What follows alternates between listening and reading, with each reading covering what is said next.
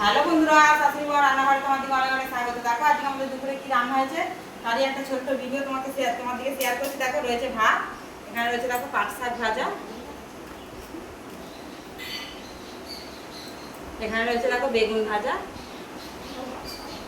এখানে রয়েছে দেখো আলু মাছের একটা তরকারি, এখানে রয়েছে ডাল, এখানে রয়েছে থোড় দিয়ে চুনো মাছ দিয়ে তরকারি, এখানে রয়েছে দেখো ঢেঁড়সের ঝাল,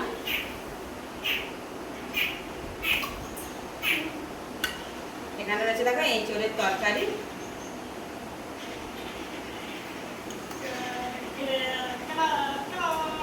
এখানে দেখো আলু করলা ভাতে রয়েছে।